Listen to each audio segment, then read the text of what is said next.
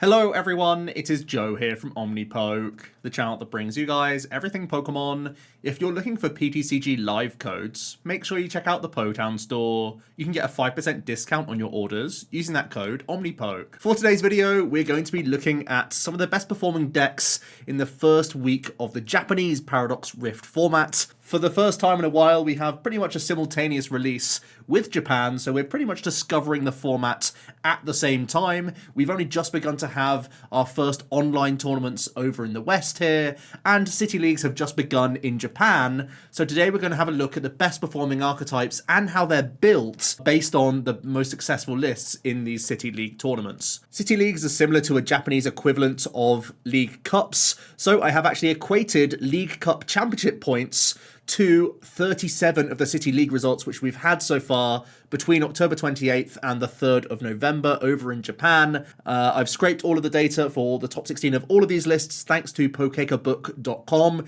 If you want to check out all the results yourself in more detail, they have screenshots of all the deck lists. It's an incredible website. I'll leave the link in the description down below. It's where I find all of my information. I'll also try and link the Twitter as well because they have fantastic graphics tweeting out as well. But this is going to be a breakdown of the archetypes. This is me lumping together every Lost Zone archetype. You can see in the 7th position, that's me lumping every single one of them together. It's lumping all the Charizard builds together, lumping all the new Roaring Moon builds together, lumping all the Arceus builds together, which aren't Zard Tech Arceuses, if that makes sense. So there's a few nuances here, and we're going to go over it together here. But this is the real snapshot. This is the breakdown. This is the screenshot. Close the tab. That's the end of the video for you. Right now, the 3 best performing decks, which seem to be a level above the other archetypes in the game in Japan, is Giratina Lost Zone box. These are all Lost Zone builds of Giratina. The Arctinas are just in their own category. There really aren't many of them. But that seems to be the best performing archetype overall. The main gains it has from the new set is Countercatcher, and that really is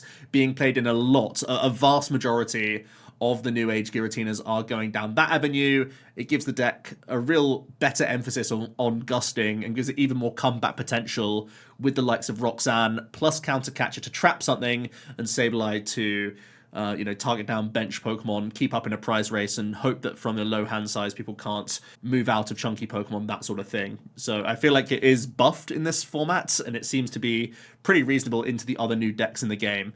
In second place, we have Roaring Moon EX, a fantastic racing archetype.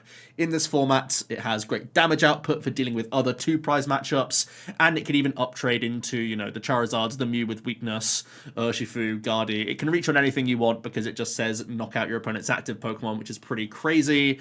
And we have Sada Dark Patch. We can be a really nice racing deck, similar to Miraidon in some ways, where we're going to come out the blocks quickly, start attacking, and it's really, really successful. It's seeing success actually in a lot of different ways, so we're going to come back to this in a moment. But one thing I will mention is that Roaring Moon is also seeing play with Lost Box, and you can see the Lost Box rating here at 7th. That's including the Roaring Moon successful Lost Box builds, but the Roaring Moon is also taking that data. So standing on each other's toes a little bit here where I'm double dipping the data, but it's just proving that Roaring Moon is working alongside the Lost Box, but is also good in its own sort of turbo, tempo-y shell as well. We're going to be talking about how the best builds are constructed in a moment. In third place, we have Charizard EX. A large majority of them are split down the middle between Arvanzard as well as the new TM Evolution going in Arvan-based builds that are trying to evolve into Charmeleon as well as Bibarel, and has that as the engine Pokemon of choice. Moving on to that next tier then, the next sort of 5 archetypes that I'm lumping together. Chen Pao in at 4th place, definitely gains a lot with the Iron Hands inclusion, and almost all of the championship points earned are with builds that have incorporated the Lightning and Iron Hands package. There has been some success with no backs builds, similar to what we've seen previously with the Cancelling Clone Cross Switcher package, but the vast majority are including those Iron Hands. Same thing for Miraidon. There's every now and then an outlier that isn't playing the Iron Hands, but almost all of the successful Miraidon builds are incorporating this. Some are going more turbo-based and incorporating the likes of Raihan, the likes of the XP Share, a double turbo, these sorts of cards to make the Iron Hands work more often.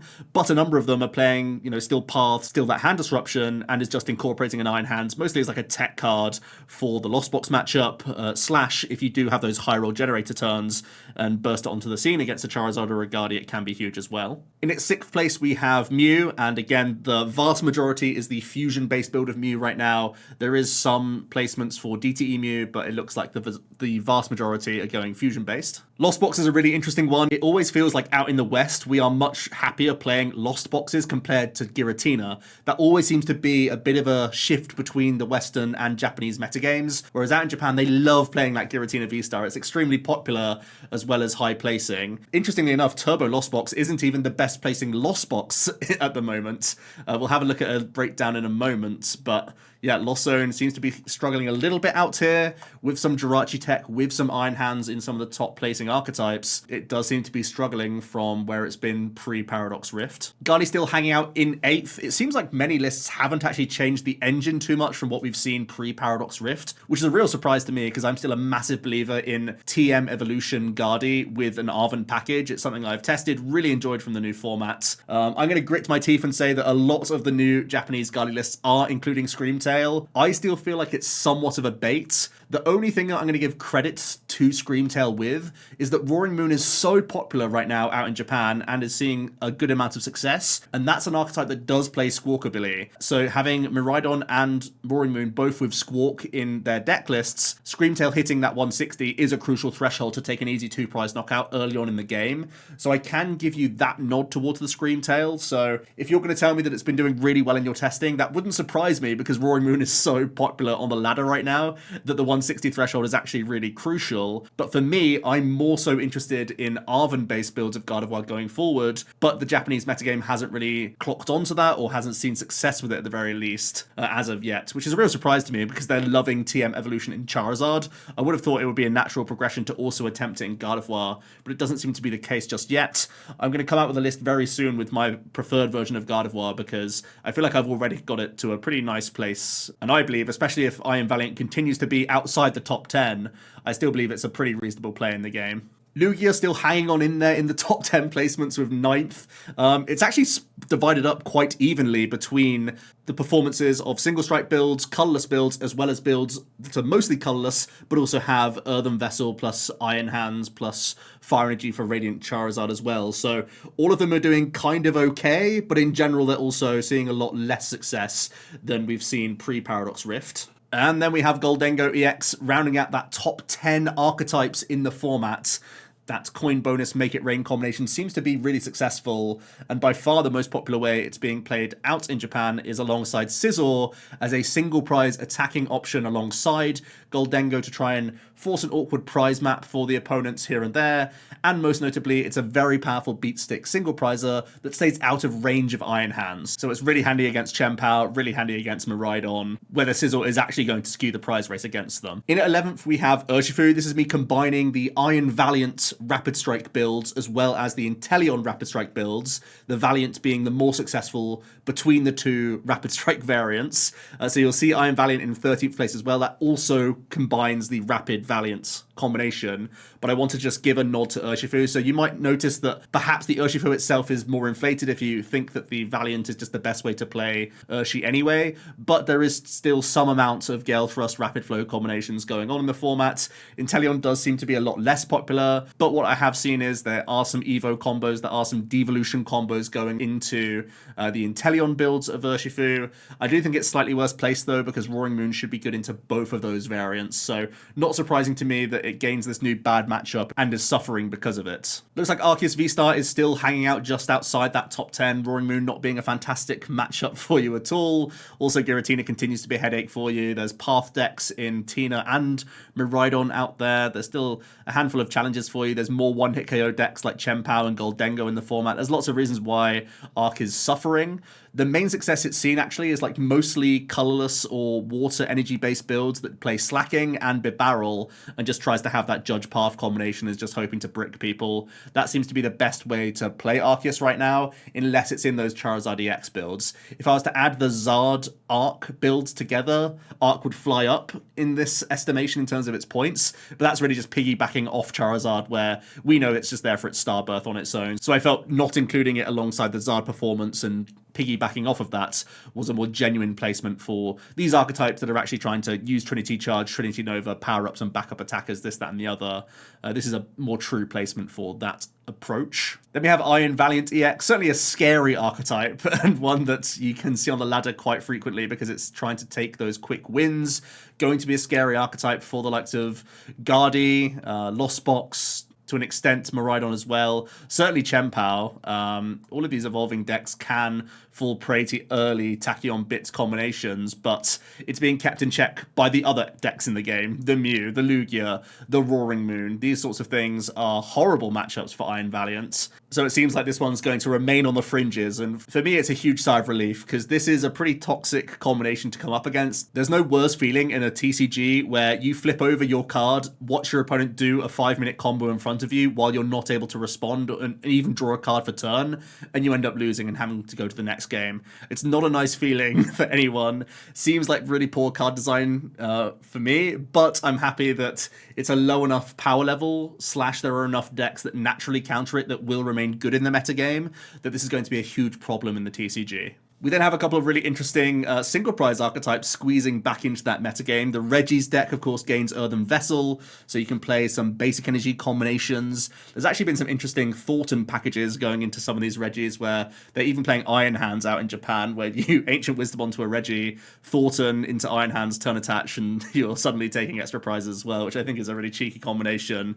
There are, of course, builds that aren't doing that in there as well, but they seem to be somewhat back. I'm still skeptical, because I feel like it's still one of the clunkier decks in the game that doesn't really have the same matchup spread that it used to back in the Silver Tempest format, but it is something that's starting to get a handful of results. And then Zorobox in here as well. We know we can have a ton of type coverages. We finally have protection in the form of Manaphy plus Jirachi against some Lost Zone variants. That was one of the main things keeping this archetype down, you would say. So now it's just struggling with its own internal consistency and making sure it has the right combination of attackers to get the job done into what is still quite a wide metagame. And kind of the surprise archetype coming out of Japan right now is the Hisuian Electrode V plus Clorf Brute Bonnets combination. Hisuian Electrode boasting that grass type coverage is good for 2 of our top 3 archetypes. It can allow the Electrode to quite comfortably knock out Charizard and respond on Roaring Moon, which is pretty exceptional. And from there, you're a pretty chunky one-prize deck where you have the Clorf backup attacking option. When you have Brute Bonnet poisoning itself, it does a really decent chunk.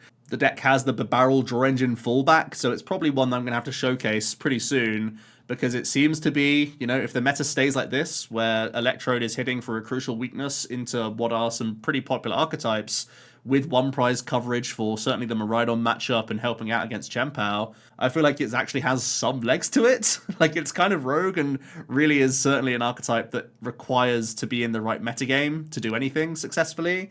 But if you hit the right matchups, it's going to end up being a deck in the format, and I think we're only just starting to see it get discovered in Japan, so definitely one to keep an eye on. It could be climbing even higher in the future. With all that said and done then, I did just want to touch on a few archetypes that are some of the newer ones in the game, or ones that are changing quite drastically, to see which are succeeding the most, because there is still a ton of debate going on within the community and even out in Japan as they're playing with these cards for the first time. What is the best way to play these archetypes? Right now, it's a pretty much dead heat between the Turbo Roaring Moon variant, which is basically playing none of the other like combos that you can see on the screen here, playing no Darkrai, no Moltres, no Bibarrel, none of those sorts of things, and just playing a really dense item count, having Pokestop, having Trekking Shoes, just your Roaring Moon, sometimes a Brute Bonnet in there, sometimes the Morpeko in there, but basically no chaff, just having a really high item count seems to be the most successful way to play Roaring Moon right now.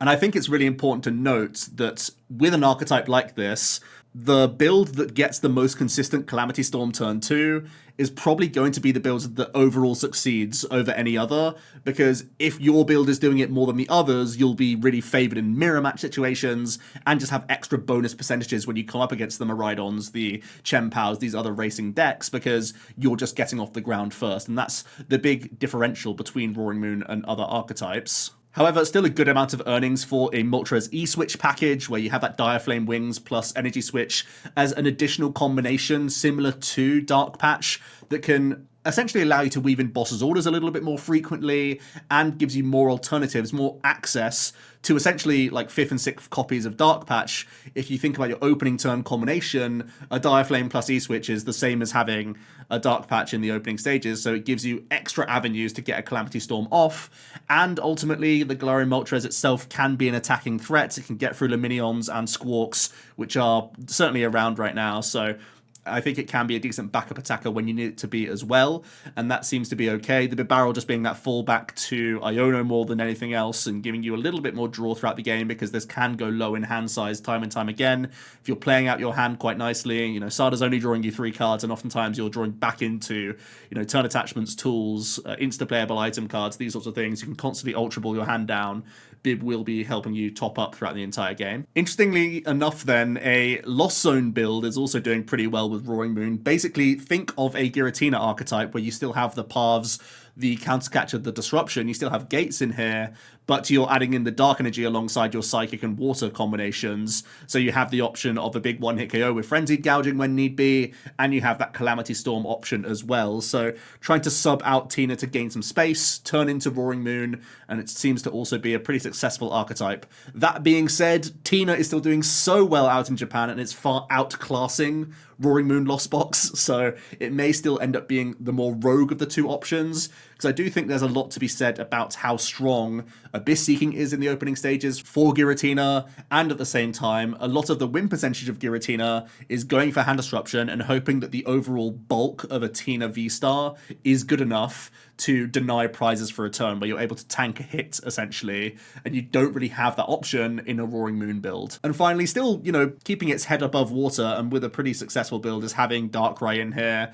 with oftentimes cross switches for the Star Abyss combination, sometimes cross transceiver as well. These are also builds that go heavy on Pokestop, because you're trying to slam that every turn, knowing that you have Star Abyss as a fallback option that can recover basically anything you want in one way or another with your combination of items. I think there's still this big debate going on of which tech attacking Pokemon should go in Roaring Moon. There are certainly some combination of single prize options. I still really like Morpeko as an option. Brute Bonnet is often in the deck list because it feels like you need to play Ancient Booster Capsules for at least the mirror match, but also helping against Miraidon, helping out against Gardevoir as well, making their reach more awkward. Same thing for Charizard at times, make them find the vacuums and whatnot. But also there's still a debate between Pokestop builds, or if you want to go down a town store approach, if there's Collapse Stadium coming in and out of the list, what count that has to be. All of these things are still up in the air with Roaring Moon, so I do implore you to check out the successful deck lists, because there's still a ton of variation within them right now. I think the key takeaway, seeing so much success in different ways with Roaring Moon,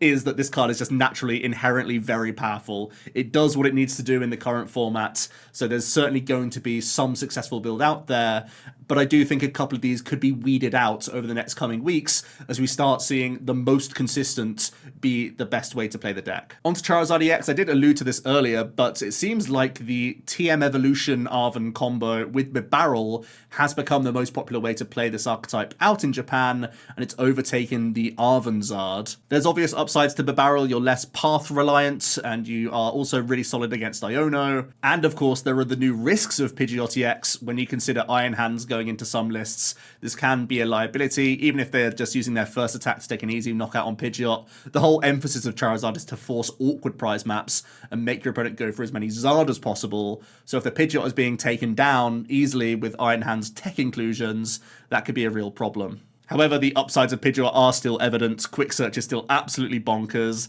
There is still a decent amount of path, but not so much that you can't play Pidgeot in the game. So I do expect that tug of war to continue in the Western format. Moving on to Lost Zone Box then, I mentioned this a moment ago with Roaring Moon, and it's super interesting what's happening out in Japan with Lost Zone Box. It feels like for the majority of players, they prefer playing Giratina as their Lost Zone variant, and Turbo is really off the map. It's performing worse than the new Roaring Moon Lost Zone Box builds, as well as Radiant Charizard Lost Zone Box.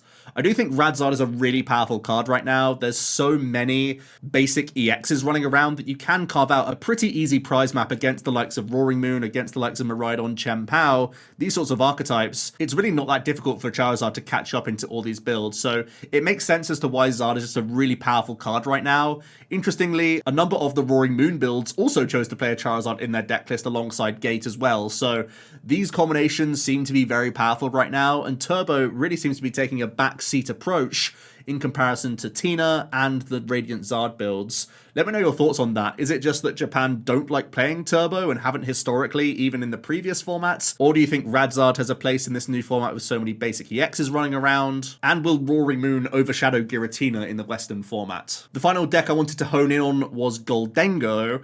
It seems to be doing pretty well overall. The Sizzle build seems to be the most popular. Like I said, it's a really powerful one prize mon. Sometimes we see 2-2 counts, sometimes as high as 3-3 counts of Sizzle. And in those sorts of situations, Gholdengo could just be a draw engine card with a little bit of uptrade potential when need be. But Scizor is just such a pain to get through. Its type coverage is very strong, and it stays out of Iron Hand's range, which is absolutely massive. And let's not forget that Scyther has a free retreat cost, which gives you some nice optimal leads, which is never a bad thing. The Scizor is often being paired with Bibarel, some thin lines here and there, but sometimes it's just there on its own, just proving how powerful this combo is. And the main alternative is the Hisuian Basculin option, where we gain the really handy Gather the Crew option in the opening stages, just attach retreat out and get a ton of Pokemon into play. And you also gain the Basculegion, of course, with that upstream Spirits being a pretty handy late game attacking option that can weave in a single prize Pokemon, make the opponent have Boss's Orders alongside Iono, these sorts of things.